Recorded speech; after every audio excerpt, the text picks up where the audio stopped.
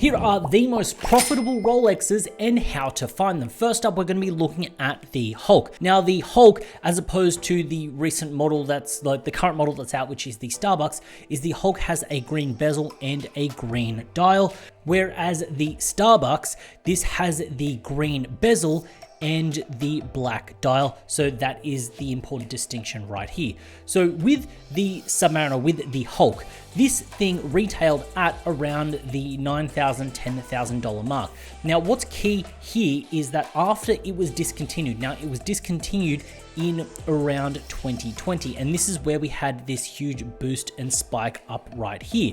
At that point in time, it was still trading above the retail price. Now, I think this is key. If a watch is discontinued and it has been trading above the retail price, then you should be able to expect, not financial advice, do your own research, I'm not saying YOLO into these, you can expect a trajectory up, because initially, straight after the announcement that it is discontinued, there is a scramble, there is a rush to the actual watch itself, and that's what people do. Then over time, because there is no more supply coming onto the market, the demand for this can rise. So you will have a very fast shoot up like we've got here. You then should see a slowly trend up. And then this thing, this blow off top, this is just the crazy hype of Rolex that we had when we're at 0% interest rates. And I did a video on that. I'll actually put that up here. Check it out after you watch this video, and that'll explain the hype and the breakdown.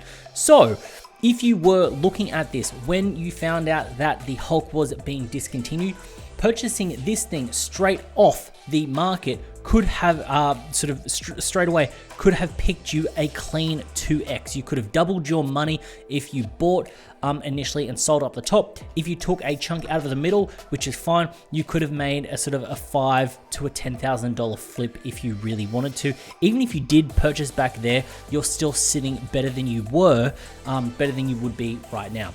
Now, the next Rolex that we're going to look at is the John Mayer, which is the yellow gold Daytona with the green dial. You can see we're hitting a bit of a trend with green. It was a bit hot at one point in time. Now, this thing, it retailed at just shy of that $40,000 mark, and we can see the current price sitting at around $67,000, give or take, with the market is pulling back and cooling off. Now with this piece, what you can see is that it was trading above retail until we got to the hype and hysteria and frenzy of Rolex, and then we had the blow off top where you were able to sell it for almost a sort of 2 to 3 times the retail price, and since then we've had the pullback. But what I actually want to show now is that even though it is discontinued, it was trading at a premium, which did mean that it was harder to actually get. But when we actually have a look at the volume and what has actually happened after the announcement that it was discontinued, there was an arbitrage to be made. We can see here that it has had a crazy amount of sales volume as opposed to everything else within the market.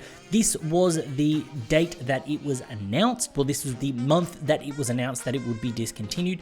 And when we have a look at it over a sort of a 3-year period, you can see the sales volume just slowly picking up and then holding strong, and then an absolute boost and an absolute rip. Now, if we go back to the price chart, where this puts us is this was pre-announcement, the cooling off, and then we did have a peak here. So looking at these prices, you were at around that sort of 70,000 mark, and then you went up to just shy of the 80,000 mark. Now, I know this isn't big life-changing money. It's not like you've pulled yourself like got lucky at a thrift shop or a garage sale where you have had the ability to get a Rolex for $1,000 and it's been worth $100,000, but being able to play the market and time the market. When a watch does become discontinued, there is a flurry of people wanting to buy into it, which then means that there is an opportunity to layer out. But like we have seen, and I think over time we'll see how this plays out, because it is only a recent announcement, there has been a cool off, so there is also a correction, which also means that if you do want to get in at the model and it is discontinued and you can't get in it ASAP as soon as possible to make that flip, but you do want to hold that watch a little bit longer term, you could actually get in it when there is an inevitable dump, when there is an overcorrection of people buying in, profit takers sort of liquidating their models. Now, it's not just hyped professional models. Even something like the Celini, when this thing was discontinued quite recently within the last sort of 6 months, it's had a steady rise on the secondary market because it has been discontinued. Now, retailing at around that $26,000 mark, we are sitting the market price at around that same point in time. But what I actually want to show you here is that might not seem like much of a game, like, hey, yeah, it hasn't really ran. When you actually have a look at the price history of the Celini, we can actually see here is the not necessarily the arbitrage opportunity, but the opportunity to move in and capture this at a lower price point. So within the last year, looking at this, you could have picked up the Celini for around 23,000. It is now sitting at 26,000. You could have picked up, owned a Celini and flipped it for a $3,000 profit. So if we then go back and have a look at the 3-year chart, 3 years is a long time to be bag holding a Celini.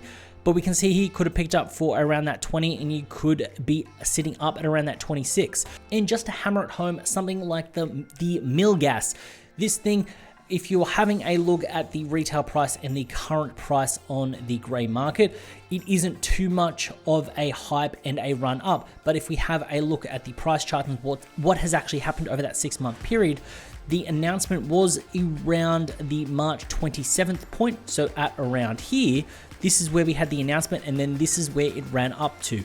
We had a 1 and a bit month run up of this as a potential profit opportunity. So you can see here, pick it up for the 10, sell it for just at around the 11 point. If you could have gotten one at retail, then that would have been great. Obviously, you would have made a flip on it. But the idea here is you could have held a timepiece, enjoyed it, and rolled it up and maybe made a little bit of money. Now, not every single timepiece will be a profitable timepiece when it is discontinued, but if you look at a blue chip brand like Rolex, this is usually the case. Time and time again, you can see the trend of a timepiece moving up. I think the key takeaway here with a profitable timepiece from Rolex when it is discontinued is it needs to be trading well above. The higher it is trading above the market, the higher it will run up. If you can only get it on the secondary market, getting it in at a lower underneath retail price, which is, look, if you can get it, great. It will then provide an upswing. Obviously, this is not financial advice. I'm not a financial advisor. I'm not saying you should buy and invest in timepieces like Rolex, but looking at the charts, looking at the stats, you can see this over and over again, that when a watch is discontinued, there is a little bit of a pump, a little bit of a frenzy, and then there is some sort of pullback.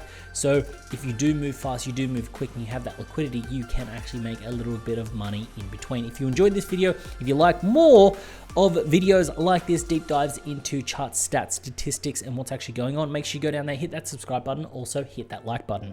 As always, it's been a pleasure having you with me. I look forward to seeing you next time.